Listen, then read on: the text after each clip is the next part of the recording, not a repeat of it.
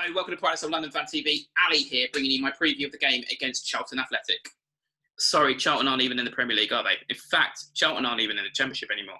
They've been relegated to League One. I mean, of course, a preview of the game against Tottenham Hotspur, a game which could be our 8th defeat in a row. But before we get into that, there's lots been going on this week around the club, starting with an article in the Daily Mail, which seemed to suggest the first rumblings of the board starting to review things around Roy.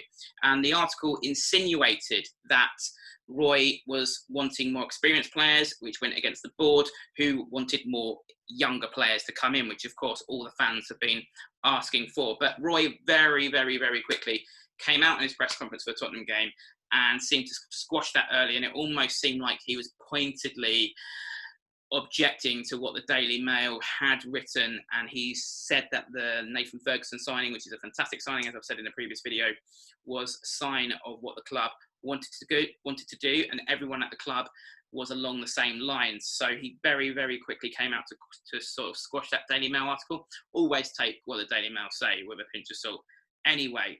But then, of course, comes these comments that he's made about the fact BT Sport filmed him, what seemed like a dressing down of the players after the Wolves game, and he's come out very strongly against that, saying he wasn't giving them a dressing down, that in fact he was saying to them that they'd given everything out there, that they'd stayed in the game at all times. And just like other fans, despair at those comments. I mean, if he thinks we stayed in the game at all times, then it just really worries me, because that second half that I watched at Molineux, we were really dire, devoid of ideas, of creativity.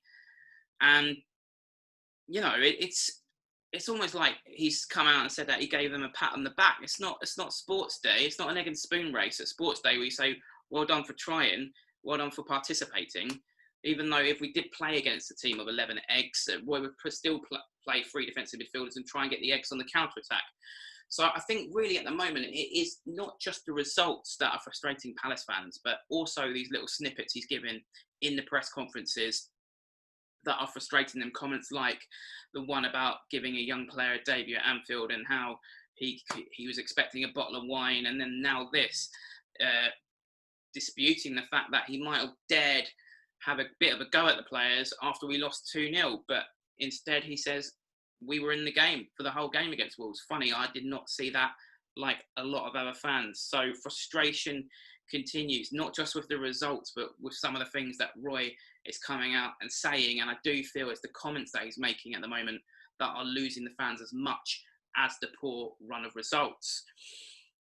Other news this week is that the new season begins on the 12th of September. It doesn't give us a lot of time to get some new players in or get some players out. I'm going to do another video next week on transfers, but what I will say is we need to get some of the high earners off quickly. Now, I did a little poll on social media this week, and 73% of you say that you would sell Christian Benteke. Now, a lot of the reasons for that was because of his high wages, and I think I agree with that, definitely. I think if we need to invest in some younger players and get some creativity through the middle and maybe even a goal scorer. So Christian Benteke and Sacco, I think, would be 2 to go early for me. And then, of course, the news coming out today, but is it really news, that Wilfried Zaha would like to go? We know that. Roy has been quoted as saying that if the right price comes, we will sell. Well, we've said that really for the last few years, definitely last summer. So it's not really news. What I would say on that is if Zaha is going to go, we need to do that early as well, as opposed to last year when he handed in the transfer request, allegedly handed in the transfer request on deadline day, and we definitely didn't have a replacement lined up. By that time, Watford had signed Sarr and Newcastle St. Maximin. So let's get some players out early, because we've got to be realistic with the coronavirus market and allow ourselves to reinvest in some new, young, creative, hungry players. But we'll probably all do it on deadline day and sign Kevin Doyle. But anyway, just one last thing on transfers before we move on to the game. I do think the QPR young player Eze would be a perfect player for us. I spoke in my last video about the need for some creativity through the middle, and I think he would be perfect for what we need. and a player who could get fans excited again. It doesn't feel exciting watching Crystal Palace at the moment. Now, a lot of fans on social media saying that West Ham are interested and West Ham will get him. I think as a club, we need to be positive in our approach to these players, that we can fend off the likes of West Ham, particularly as I've said, we get some of the high earners off the wage bill and we're confident we've got the finances to do a deal. Why would you not be confident if you're a young player and you're looking at Crystal Palace and you see how Crystal Palace have moved Wan-Bissaka's career forward and Wilfried Zaha's? We've surely got to look like a good option to a young player like Eze.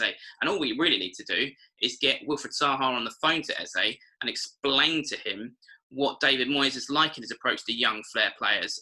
As I've gone into detail on another video, Wilfried Zaha, Man United exposing the myth, I've gone into a lot of detail on the way in which David Moyes mishandled Wilfried Zaha, who was a young flair player. So I think if we have the funds, we've got to be realistic with the coronavirus market. We need to get some high earners off the bill. But if we've got those funds, we should be going in and confidently and strongly going in for players early doors. So we've got a team ready to go for that September the 12th start. But we shall see. Anyway, there is a game going on tomorrow. It's easy to forget with everything else that's going on with the club this week. And also probably trying to forget it because I'm not confident at all. Tottenham are finding some form, in particular Harry Kane is starting to bang the goals in again. And I just really don't feel like we are going to get a result. And I just feel like it will be 8 defeats in a row. Hope I am wrong. Team selection for me, Vincente Guaita would start in goal.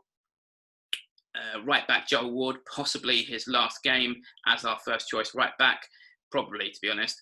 Centre backs, we don't have many options, so obviously we have to put Scott Dan in, and I think Martin Kelly isn't 100%, but I think we're going to have to throw him in because I don't think we have other options with Sakho's injury and also Gary Cahill's. Left back, I would go with Jairo Riddleworld. I'm a bit harsh maybe to drop Tyrick Mitchell, but I just feel like Jairo Riddleworld played well at left back earlier in the year, and he deserves another opportunity to stake a claim in that position. Defensive midfielder, I'll go with Kouyaté. I'd like to see Kouyaté just sitting in front of the back four. I think his physicality will be important against Sissoko of Spurs. I would like to see him deeper rather than further forward. I think when he plays further forward, he slows our attacking play down. But his physicality, like I said, could be crucial.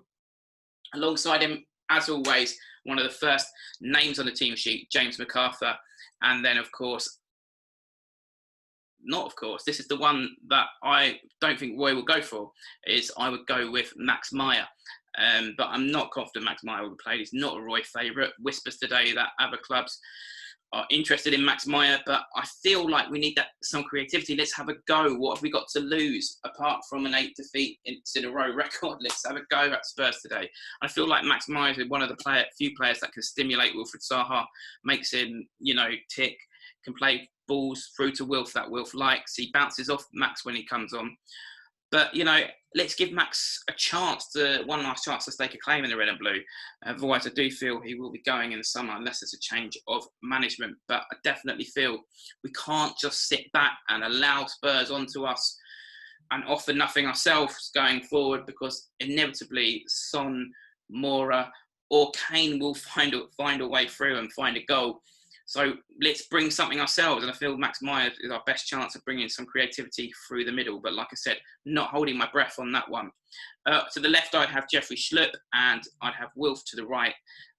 But Wilf obviously sort of moving everywhere around in a freer role to do some damage, hopefully. And then up front, Jordan Ayew. I've dropped Andros Townsend due to poor performances, to be honest. And I don't think he's really taken his opportunity since he's come in. Prediction, I'm going to go 2-0 to Spurs. I hope I am proved wrong, but Spurs are hitting some form and we are couldn't really be at a lower ebb, to be honest. So there we are. That's my prediction. 2-0 defeat. That's my team selection. I bring Max Meyer and Jairo Riddleworld in. Do you disagree with my team selection? Do you disagree with my prediction? What do you think about transfers? Would you sell Benteke? Let me know in the comments below. As normal, if you enjoyed this video, please subscribe.